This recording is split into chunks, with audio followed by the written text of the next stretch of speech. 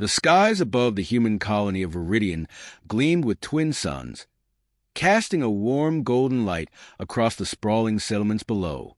Children played in the fields while researchers monitored the planet's rich ecosystem. Farmers tended crops nurtured by the fertile soil, and life hummed with the promise of prosperity. Few noticed a faint shimmer in the atmosphere, a fleeting distortion against the backdrop of the heavens, until it was too late. Without warning, the first energy beam lands from the sky, striking the colony's central hub. Buildings disintegrated in an instant, reduced to glowing rubble, and the shockwave rippled outward, toppling everything in its path. Panic erupted as families fled, but the bombardment was merciless. The attack was precise, cold, and deliberate. Ships emerged from the void sleek, angular vessels bristling with weapons, their hulls emblazoned with the sigil of the Galactic Empire. To the Empire's commanders, this was not war but preemptive security. The humans had grown too ambitious, their technological leaps too unsettling. Better to extinguish the flame before it became a wildfire. In the Imperial flagship orbiting Viridian, High Strategist Cale Vorn observed the destruction through a holographic display. His crimson eyes flickered with satisfaction as he clasped his hands behind his back. "Efficient," he murmured to his adjutant, a slender alien with translucent skin and nervous eyes. "This should send a clear message. Humanity's reach exceeds its grasp." "But, strategist," the adjutant ventured hesitantly, "reports indicate this colony was primarily civilian. Would this not provoke retaliation?" Vorn smiled, a thin, humorless expression. Retaliation from what? A species barely a century removed from their first interstellar ventures? They are a nuisance, not a threat. As the holographic feed shifted to show the smoking ruins of Viridian, a faint transmission crackled to life. It was garbled, weak, but the voice was unmistakably human. "This is Viridian Colony. We, under attack. Civilian casualties. Help us." The signal was abruptly cut off as another blast reduced the transmitter to ash. Far from Viridian on Earth, the United Earth Federation's High Command received the transmission in grim silence. The room was bathed in the cool blue glow of tactical displays, and the air was heavy with tension. At the center of the room stood Marcus Cain, Earth's foremost diplomat and a figure known for his ruthless pragmatism. Cain was a tall man with sharp features and piercing gray eyes that seemed to cut through pretense. He played the part of a diplomat well, but those who truly knew him understood that his words could wound as deeply as any weapon.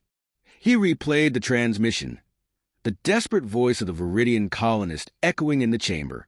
When it ended, he turned to the gathered military leaders, his expression unreadable. "This," he said, his voice low and steady, "was not an act of war. It was extermination." General Adrian Stokes, a grizzled veteran with decades of experience, crossed her arms. "The Galactic Empire clearly underestimated us. They'll expect outrage, maybe a few skirmishes, but nothing substantial." Cain's lips curved into a mirthless smile. "Then they'll be sorely disappointed." Across the galaxy, the Empire's Council convened to discuss the aftermath of the Viridian strike.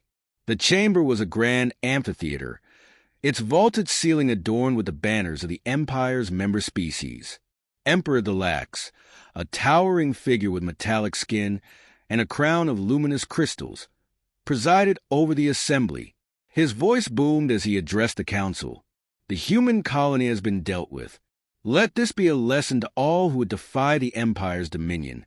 A murmur of unease rippled through the council. Not all were as confident as the Emperor. Representatives from smaller species, long wary of the Empire's heavy-handed tactics, exchanged nervous glances. Ambassador Lishka of the Kalari, a soft-spoken diplomat with a serpentine form, finally spoke. "Your Majesty, humanity is not without resources. Their ingenuity is troubling. Perhaps this action was hasty." The Emperor's crystalline crown pulsed with irritation. "Their ingenuity is precisely why this action was necessary. Would you have us wait until their fleets rivaled ours? Until their weapons could challenge our supremacy? No. We acted with the swiftness and decisiveness that has sustained this empire for millennia.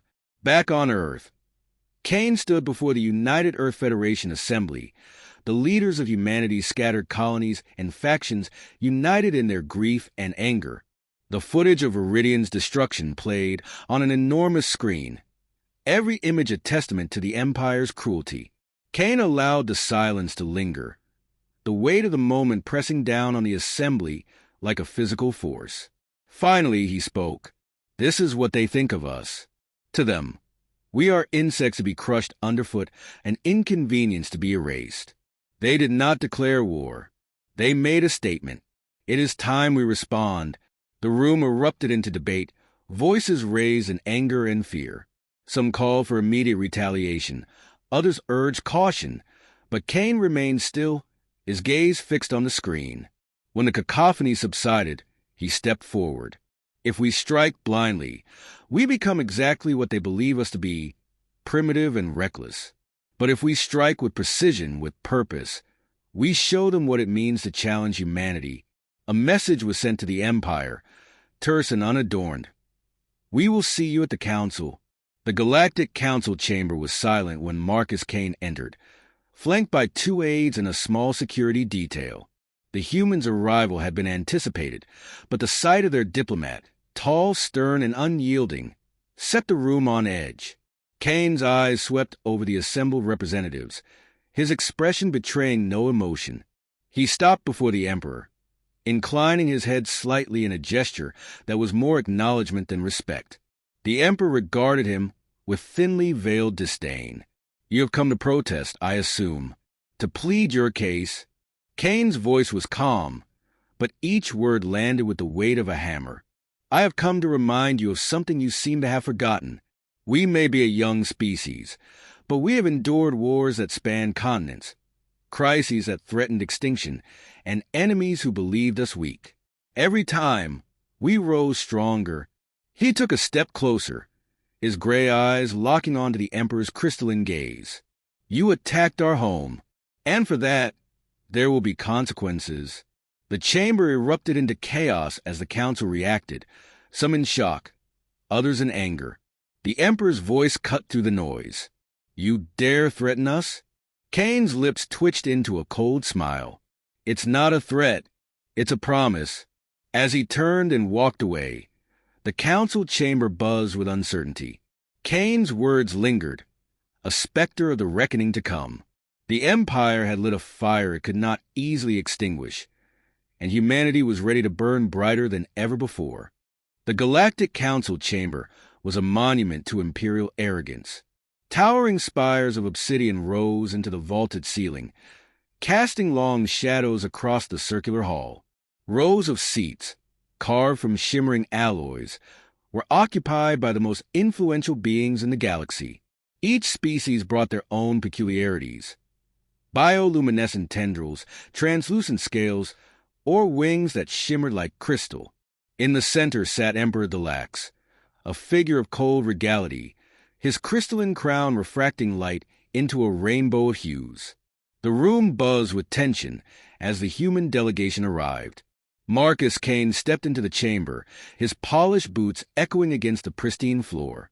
His face was impassive, a mask of composure honed over decades of navigating impossible negotiations. At his side were 2 aides, their faces equally expressionless, carrying sleek datapads that betrayed none of the anxiety swirling beneath their calm exteriors. They knew they stood at the heart of a lion's den.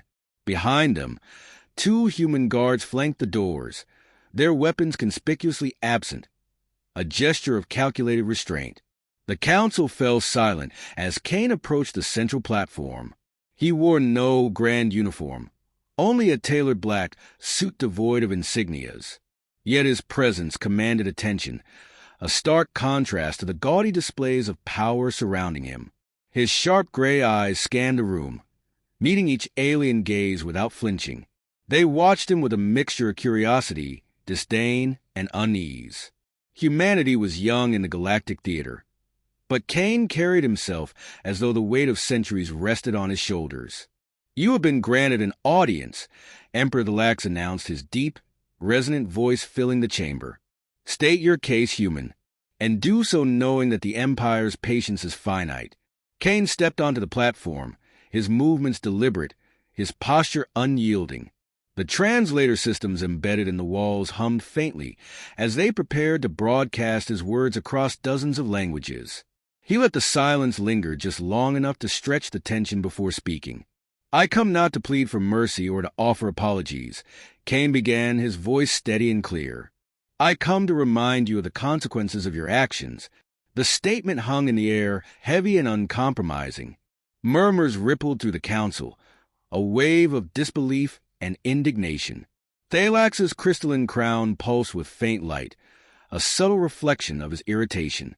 Consequences, the Emperor repeated, his tone laced with derision. Your colony was an unfortunate casualty, nothing more. You overstepped, human. Cain turned his gaze directly to the Lax, his expression as cold and unyielding as stone. A colony that you obliterated without provocation. Families, scientists, children. His voice didn't rise, but the weight of it seemed to press down on the room. You didn't strike at a military target. You sought to send a message. Consider it received.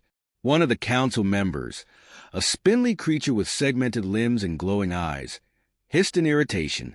You humans think yourselves special, but you are a speck in the vastness of the galaxy, a species clinging to the scraps of technology you barely understand. Cain's lips curved into a faint smile, devoid of warmth. And yet here I stand, addressing you all as equals. If we are but a speck, then perhaps you should ask yourselves why you're so concerned with our existence. The murmurs grew louder. Some council members whispered in agreement, others in outrage. The Kalari ambassador, Lishka, leaned forward, her serpentine form coiling tightly. What is it you seek, Marcus Cain? Retaliation? Recompense? Speak plainly. Cain turned his attention to her, his tone measured. What I seek is understanding. You believe us weak because we are young. You believe us reckless because we act decisively. But you fail to understand what humanity is capable of when provoked. He gestured to the guards at the doors, who activated a device on their belts. A holographic display erupted in the center of the chamber, depicting Earth's mobilization. Fleets of warships swarmed through the void, sleek and deadly. Infantry units drilled with mechanical precision, their armor gleaming under artificial suns. The footage shifted to experimental weapons, their devastating power demonstrated on barren moons and asteroids. The final image lingered on the Earth itself, its blue-green surface a stark reminder of what was at stake. This is but a fraction of what we prepared, Cain said. Your attack on Viridian did not cow us. It united us. The species you thought disorganized and divided has rallied behind a single purpose: to ensure such a tragedy never occurs again. The room was silent, the council transfixed by the display. For the first time, doubt flickered across Emperor Thalax's face. He leaned forward, his crystalline crown dimming slightly. And what is it you threaten us with, human? Total war.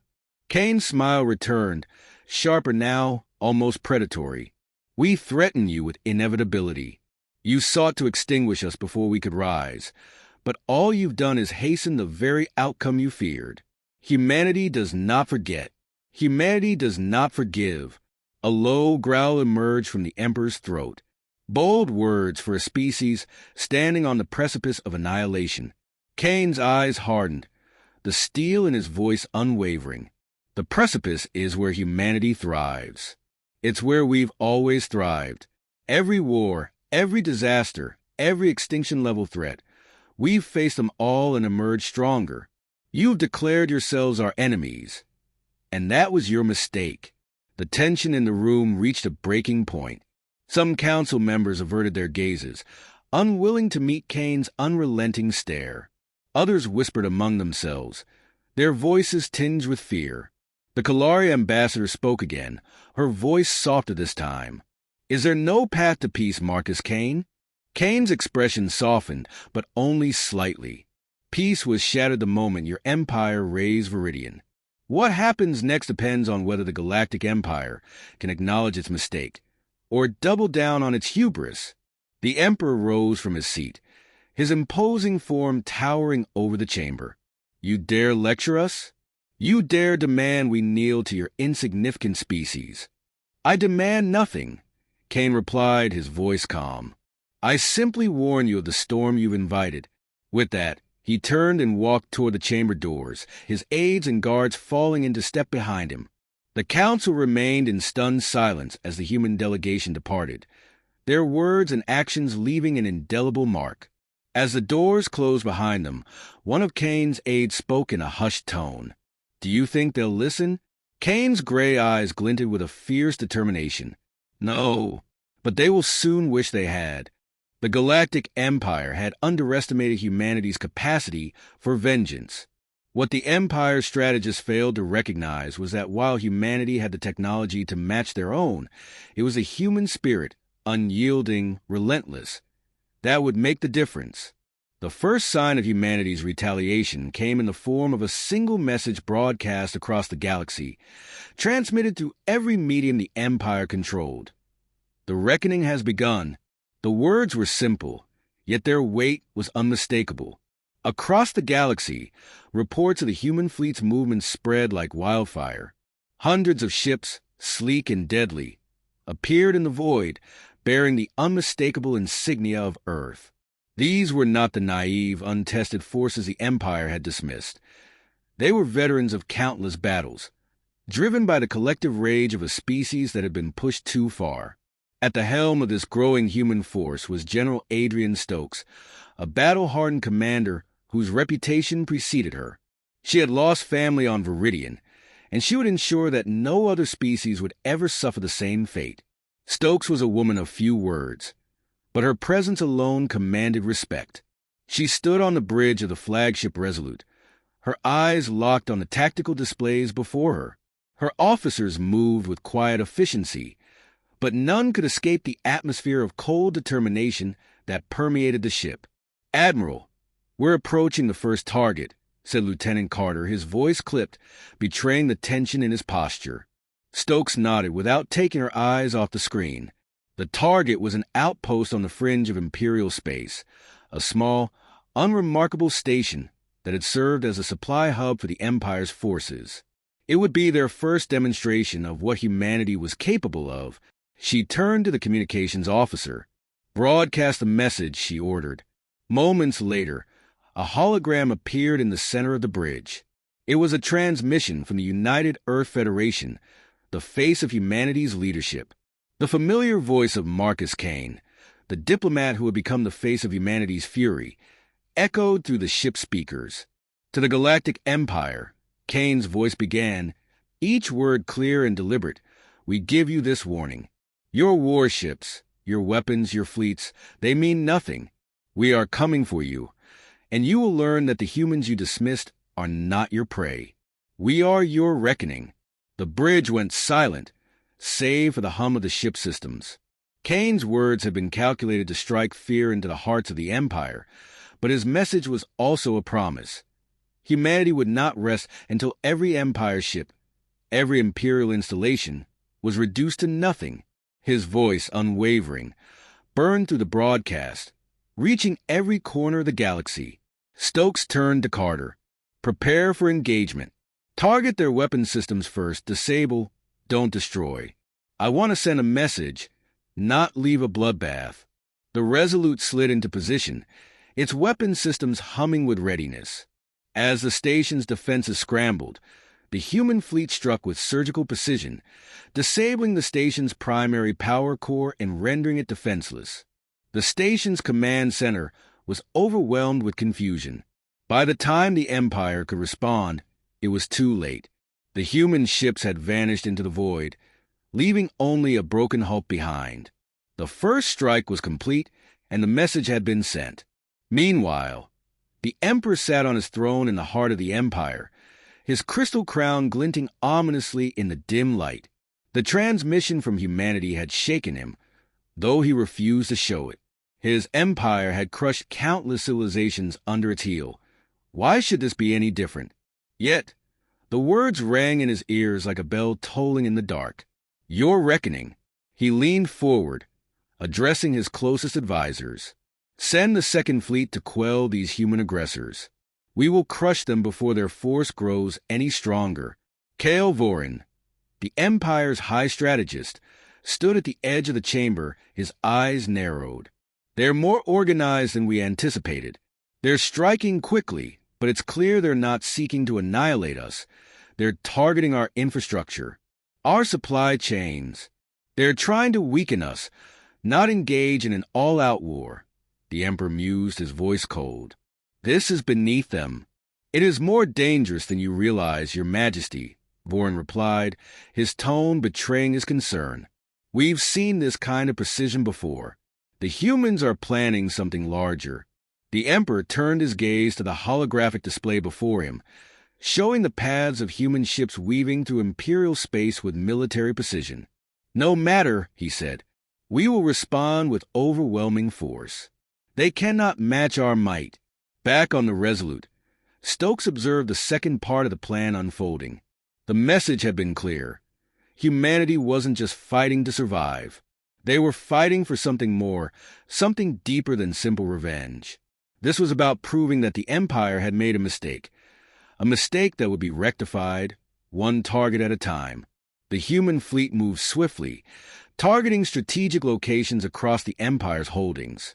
Each engagement was quick and efficient, a reminder of the deadly precision humanity had perfected in its years of conflict.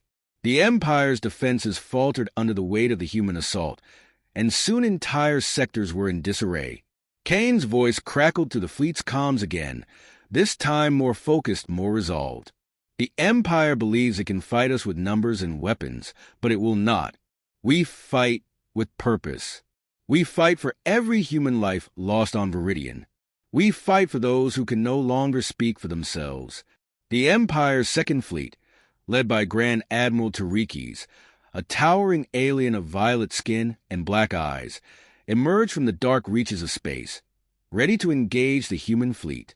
The battle was inevitable, and both sides knew it.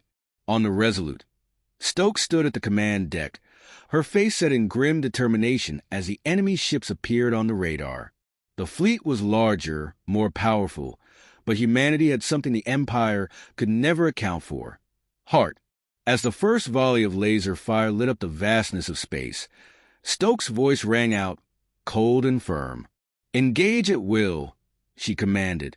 Show them the price of underestimating humanity. The ensuing battle was fierce, but the human fleet fought with unparalleled coordination, their tactics fluid and adaptable. The Empire's ships, despite their technological superiority, were being outmaneuvered at every turn.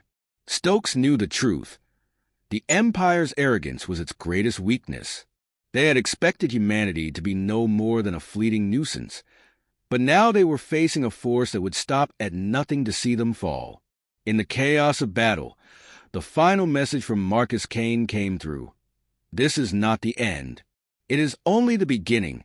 As the human fleet disengaged, leaving behind a scattering of Imperial wreckage, the message was clear. The Empire had awakened something far more dangerous than it had anticipated. Humanity was no longer a weak, fledgling species. It was a force of nature, and the galaxy would soon know what that truly meant. The Emperor's throne room was quiet, an eerie silence that stretched to the edges of the vast chamber. Emperor Delax sat at the heart of his empire, his crystalline crown flickering with uncertain light. The once unshakable certainty in his posture had been replaced with tension, his fingers tapping rhythmically on the armrest of his throne. His advisors had been silenced in the wake of humanity's unexpected retaliation. Despite his outward composure, Delax could feel the weight of impending defeat pressing against him. "You are losing control, my lord," Cain Vorin, the Empire's high strategist, said quietly, his voice uncharacteristically tense. The Empire's forces had suffered a string of humiliating defeats at the hands of the humans. The Second Fleet, once thought to be invincible, had been scattered to the four corners of the galaxy.